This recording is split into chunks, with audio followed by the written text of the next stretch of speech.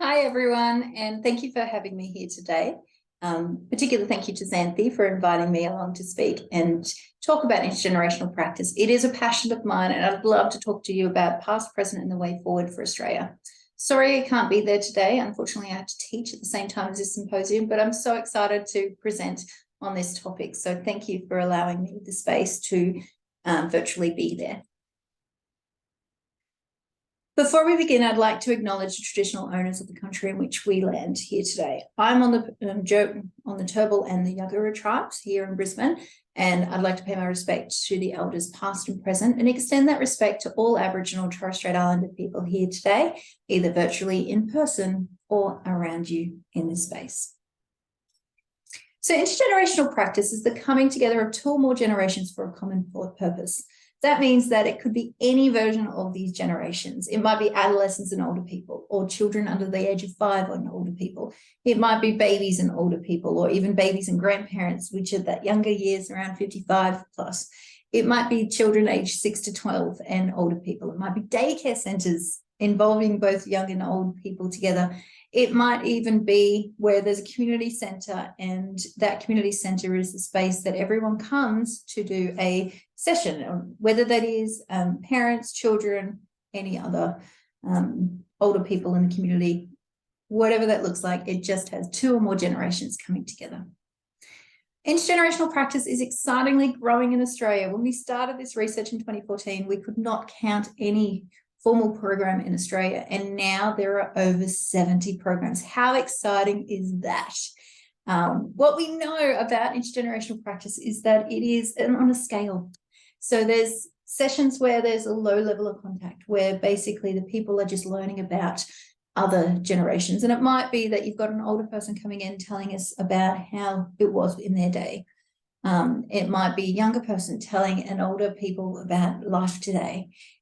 Very low levels of contact, to the extreme where there's high levels of contact in an intergenerational community centre where they're all together for a certain purpose over a period of time.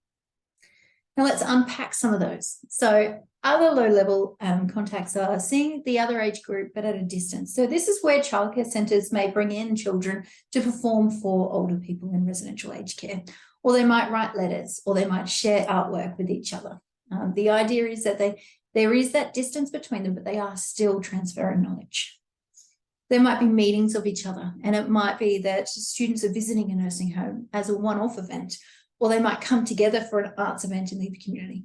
There might be annual or periodic events, such as Christmas events or Grandparents' Day, where the community is invited into institution, whether that's a school, childcare centre, or an aged care centre. There might be demonstration programs, which a lot of us are doing, and they're trials of these programs. They're a particular point of time, so it might be 10 weeks, 12 weeks, whatever it is that defined period of time is. But what they're doing is they're sharing that knowledge over that period of time for a purpose.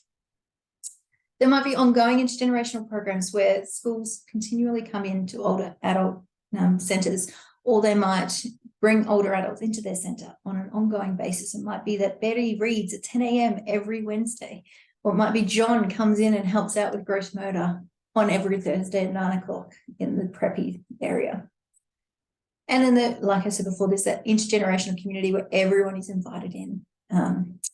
So there's a range of what intergenerational practice looks like, and I encourage you to embrace what that means for you. There is no one right model. And that's important. As we go forward today, I want you to really think about what you can do. The important part is that there's that duality of learning between two or more generations.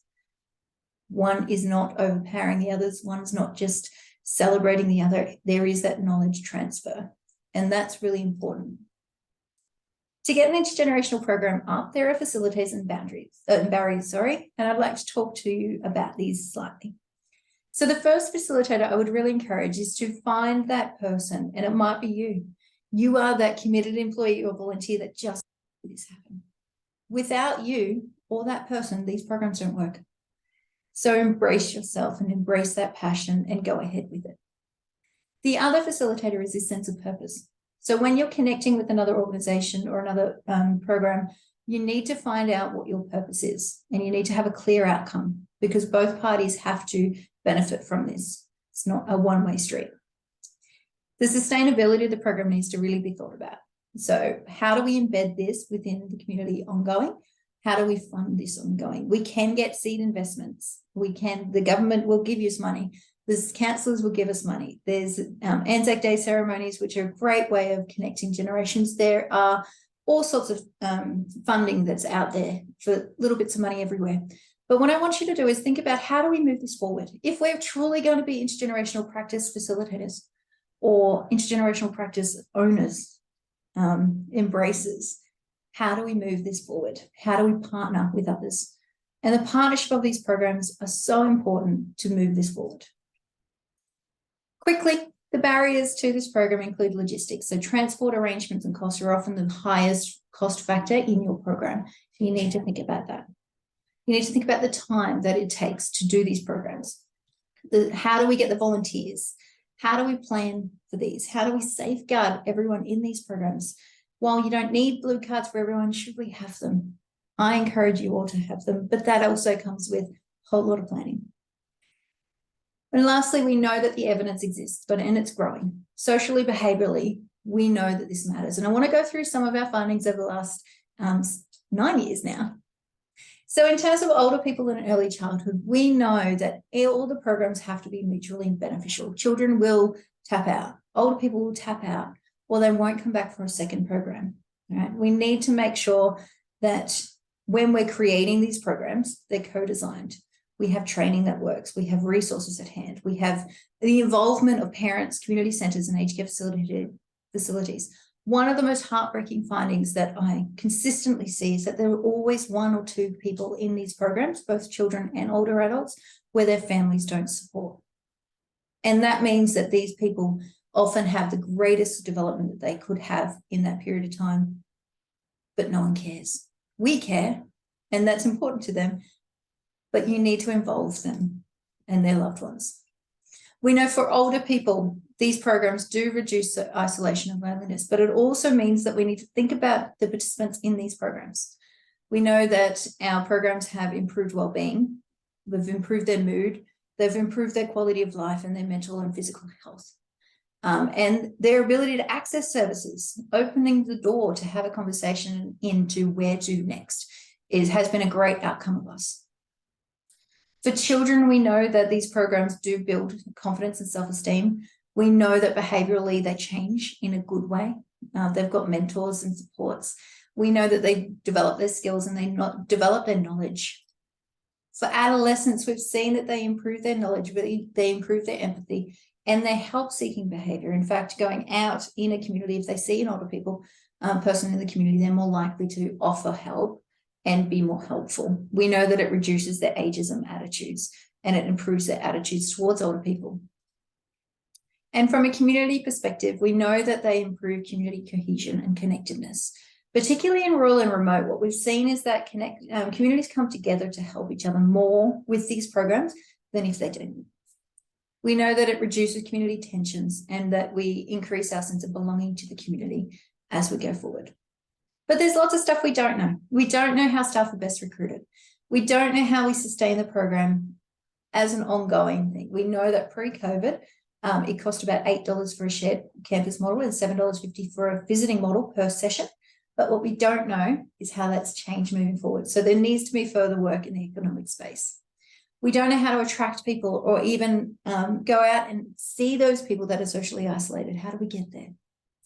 And we don't quite know the inclusion-exclusion criteria required to get the best participants and the best impact, I mean by that. But what we do know is that there's lots of resources out to help. In 2021, the Australian Institute of Intergenerational Practice was formed, led by Professor Annika Fitzgerald, and it now provides training courses for you.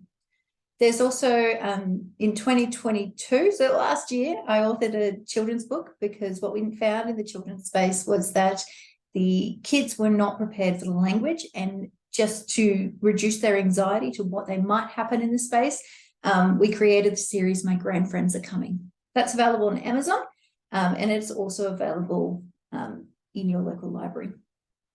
We know that there's a toy course, which is UK-based, and it goes into intergenerational practice itself from an international perspective.